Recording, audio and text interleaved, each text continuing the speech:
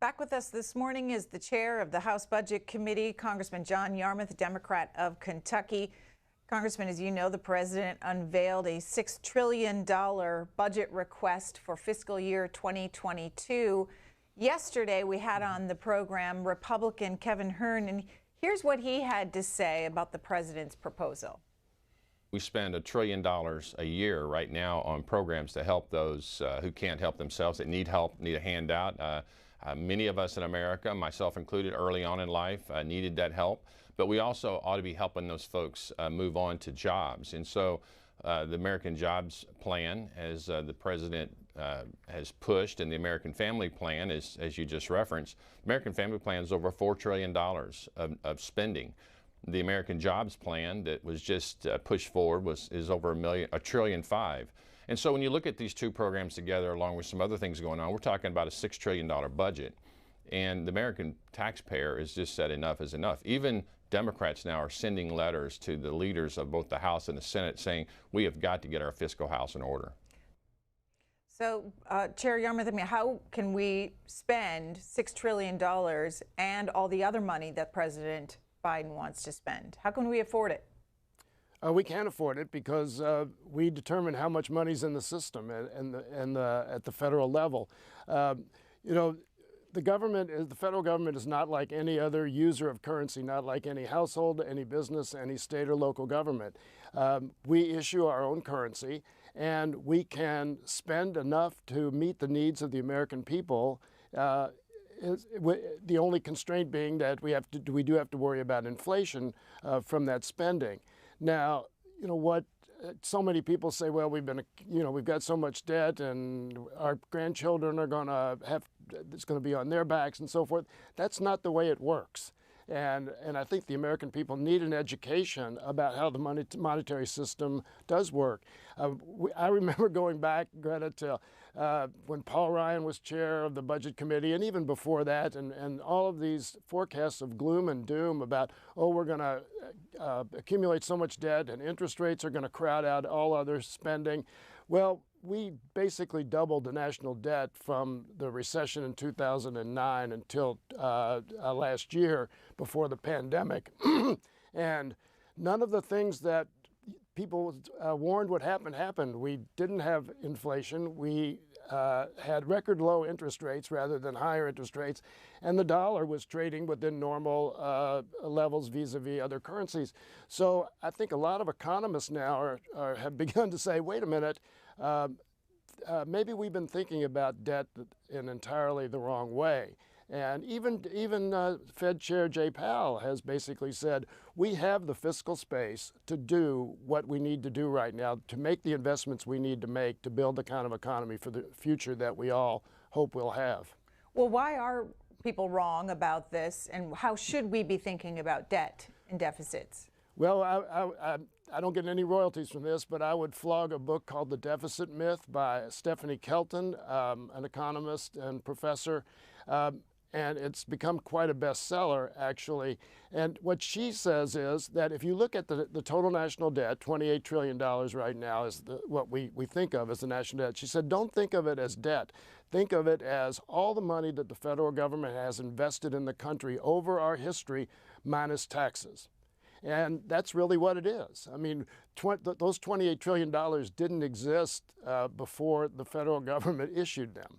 And so the federal government has the ability to create money, create financing, and that's what we've been doing, we'll continue to do.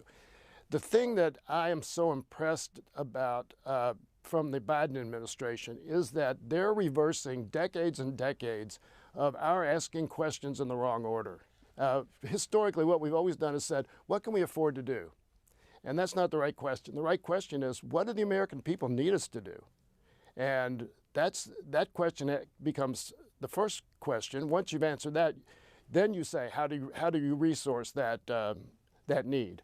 And that's not just money, that's also capacity. So, for instance, there's a $225 billion investment in child care in the American Families Plan, but you can't just say we're going to give $225 billion to people to pay for their child care, because there's not enough capacity. So what you do is you'd make a false promise to the people, and then you would drive the price of existing child care even higher.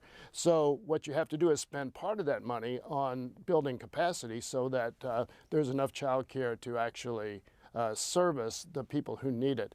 So again, they're just very different ways of thinking about money, and I understand why most people don't understand this concept, because they think of it in their own framework, which is their household, which is you can't borrow so much money that you can't pay back. But that's not the position that the federal government's in. Congressman, are you saying we can just print more money and there's no consequences? There could be consequences if there is too much inflation. So let me give you a hypothetical. We could say that we're going to give every American family a $200,000 voucher to buy a house.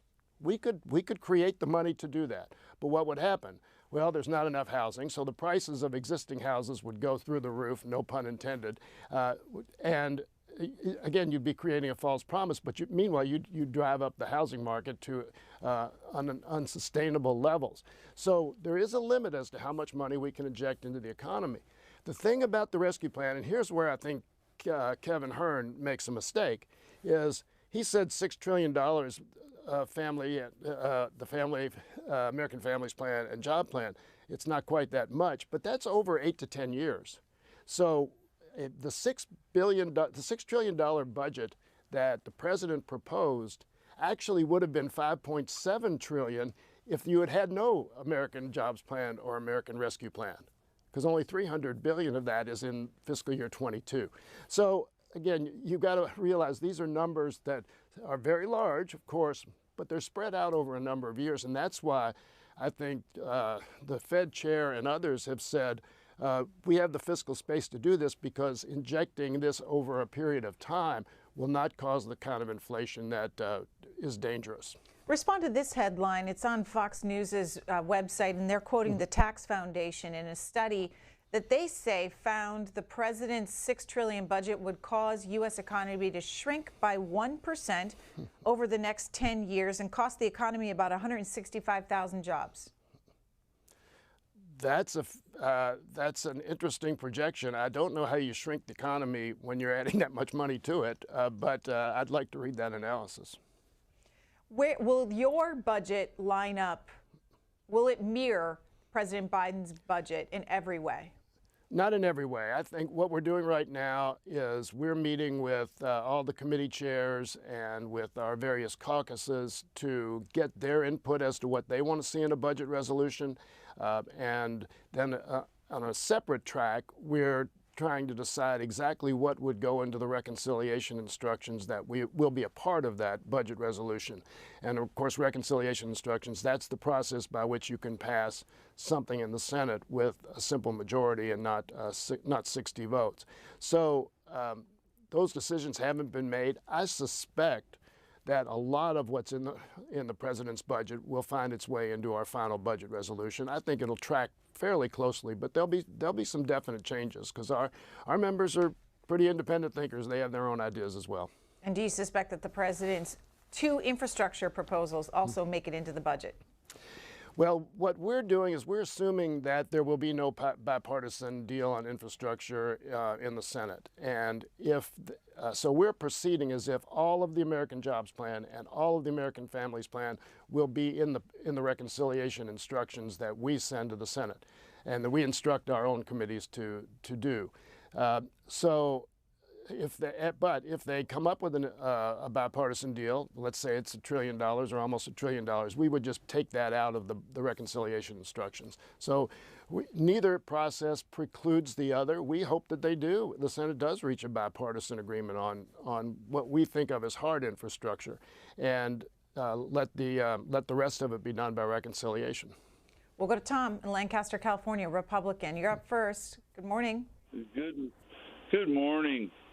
I'd like to talk about, the never-ending deals with China. That's all you guys do. You work for China. We get everything's made in China now, and you sit here and lie to the American people. You're going to do a continuing resolution like you've done for the last forever. You don't work for the citizens. What about the Wuhan lab? When are you guys going to have a hearing on the 600,000 American citizens that were killed by the Communist Chinese Party, and Putin and Russia and China? All right, Tom, you got a lot there. John Yarmuth. Well, let me start at the beginning. I don't know exactly what Tom thought out loud about. I was talking about the budget resolution reconciliation instructions. The appropriations process is a separate process. That's when we actually vote to spend, to actually allocate dollars from the Treasury to the various departments, Defense Department, Homeland Security, Justice Department, etc. There's a very good chance that that would be the case, that we would end up doing a continuing resolution sometime before the end of the fiscal year, which is September 30th. But we're going to pass all of our appropriations bills in the House in July. And hopefully the Senate will move as well, and we can come to an agreement.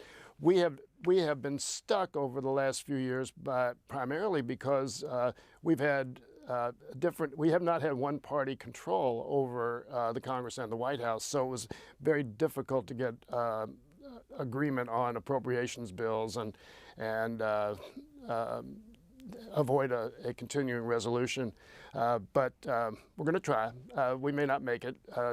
But the continuing resolution would be something that would be not for the entire fiscal year. It would probably be a month or two in duration, so we could have just a little more time to come to an agreement.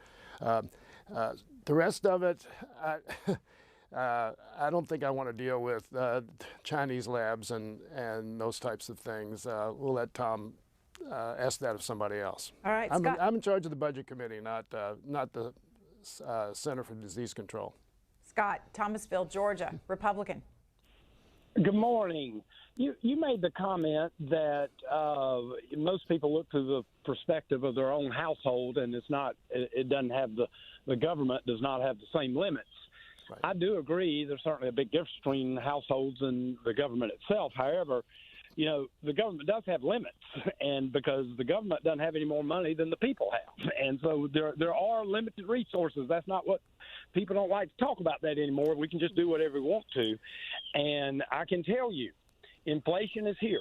There's a beach that I went to almost on a monthly basis last year at this very time, and it was $300 a night.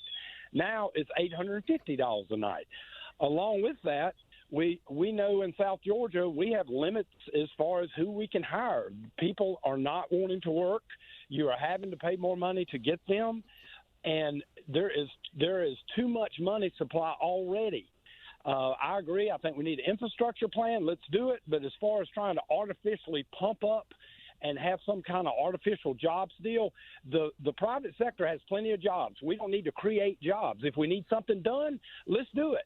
But let's just don't create something to create something. Thank you. Oh, I totally agree with that last comment. If you're going to spend money at the federal level, if you're going to make investments, they need to be meaningful and important investments, and they have to actually add to the economic capacity of the economy. And that's what I think the American Rescue Plan and the American Families Plan do. But no, we can't just throw money at worthless projects. And but let me go back to one comment you made, and that is that we don't have any more money than the people have. Yes, we do. We do have the printing presses, and I hate to use that term, printing money, but we do. And if you think about it, we've been accumulating debt in the United States for most of our 230-year history, and how did we do that? That's because the government issued a lot of money over time, and nobody's ever been asked to pay off any of that national debt.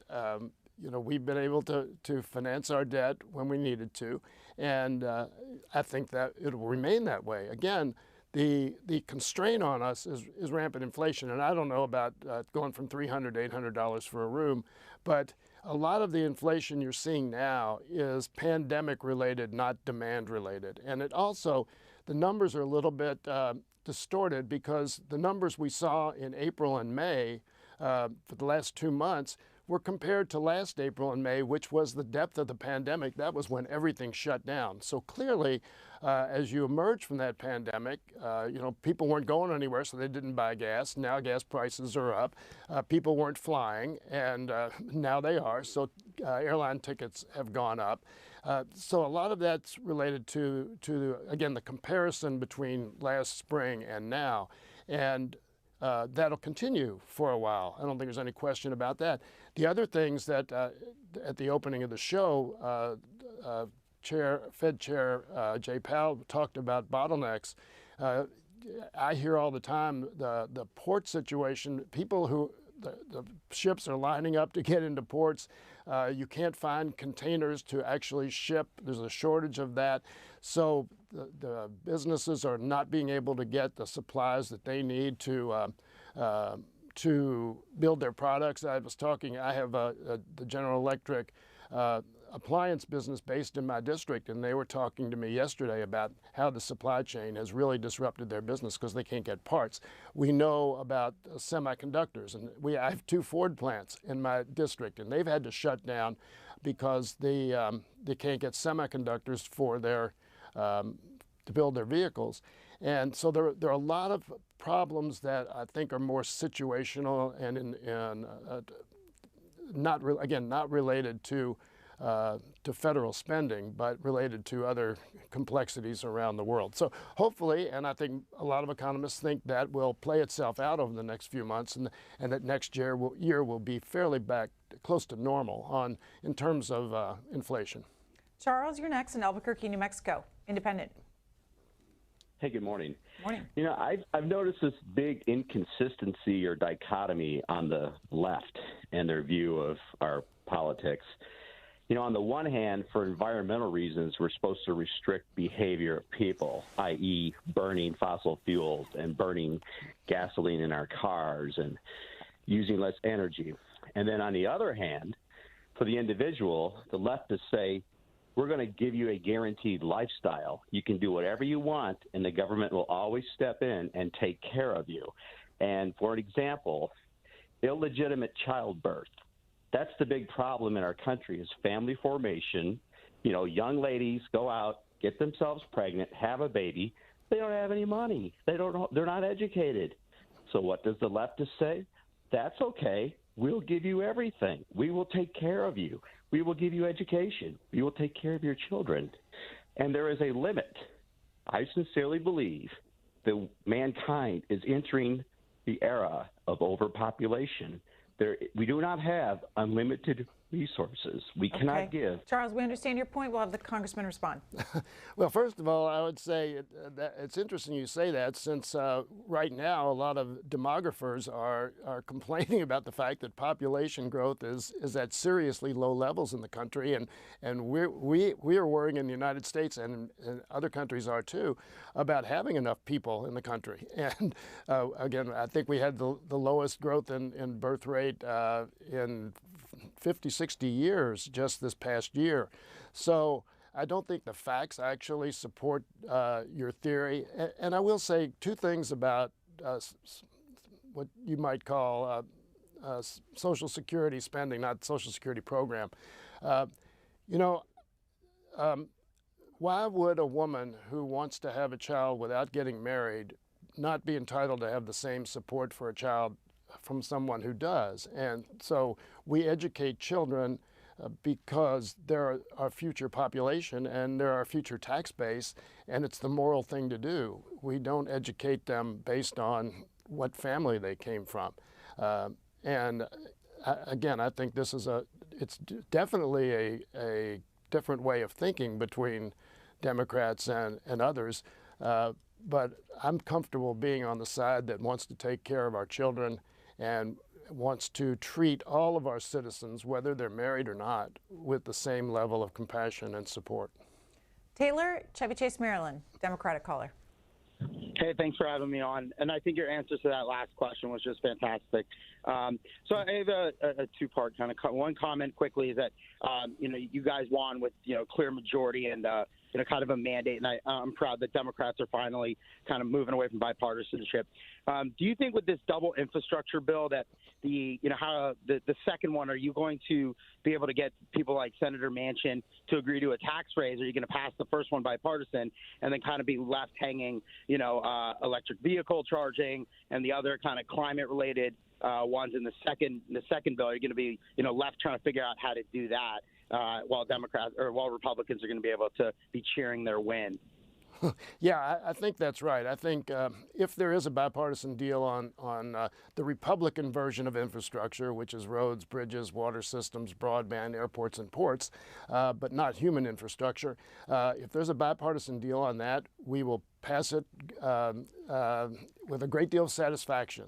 And I hope they do that. But all the rest of the what we call infrastructure, the human infrastructure part, things like 2 years of early childhood education, which in my opinion is the most important thing we can do for our future besides deal with climate change, elder care, a lot of those issues, those will have to be done by reconciliation, by the budget process. And we will be, so it's potentially a parallel process, but yes, if we get a bipartisan deal, we'd be happy with that. We'll do the rest of it by reconciliation. If we don't get a bipartisan deal, we'll all do it all by reconciliation.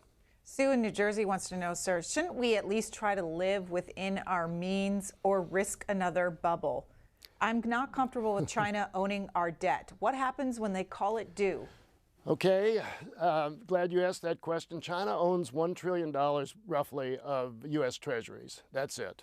If they said they wanted $1 trillion instead of $1 trillion treasuries, we would put $1 trillion on their account, and that would be fine. And then they could do with that whatever they wanted. They could leave it here. They could take it home. We can do that with anybody. But China, the emphasis on China owning our debt is way overplayed because, again, it's a fraction. It's less than 5% of the debt.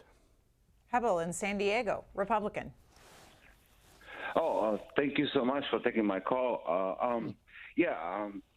I'm wondering. I'm reading a tweet.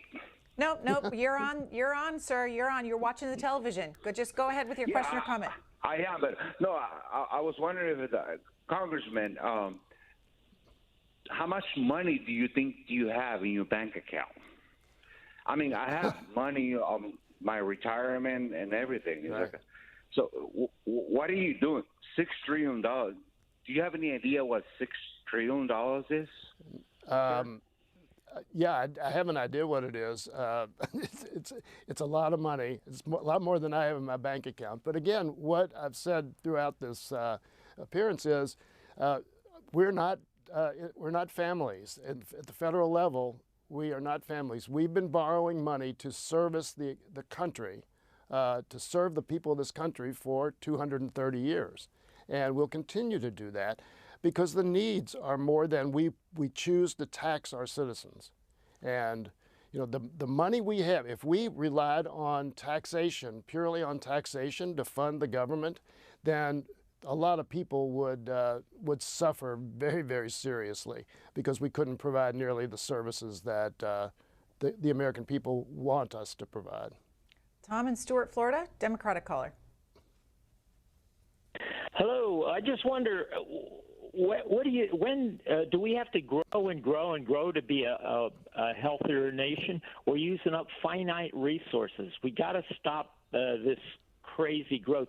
What are we trying to keep up with the Chinese? And the Chinese, I think we would have had a world war, and we would all be dead if the Chinese didn't have a one-child family. Now they're going to go to a three-child family. There are over 1 billion population over there in China. Are we trying to compete with them, with people? It just takes more resources, more people, more pollution. Okay, Tom, understand.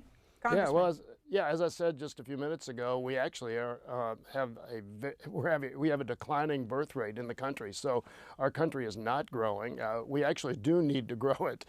We can't stay where we are because what the demographics of society are.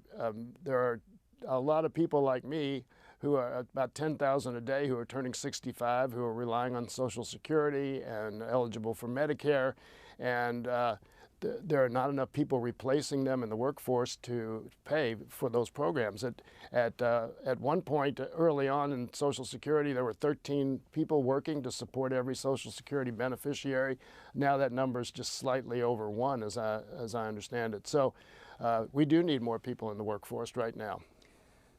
Congressman, the book that you cited earlier from the professor, what was that? What's the name of that book again, and the professor? It's called The Deficit Myth by Stephanie Kelton, Kelton. Okay. And again, it's not written for economists. It is written for ordinary citizens. It is very easy to read, very understandable, and I think again, if it doesn't change your mind about thinking about money, it will make you think about it. And I've talked to a lot of people about the theory that she is writing about is called modern monetary theory, MMT.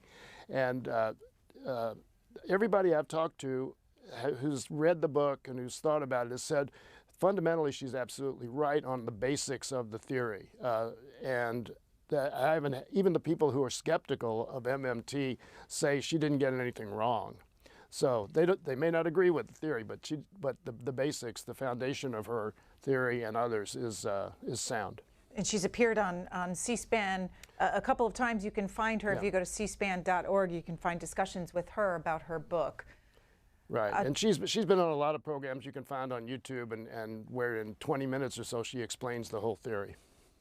Chairman John Yarmuth of the Budget Committee, Democrat of Kentucky, we appreciate our conversation with you as always this morning. Thanks, Greta. Good being with you.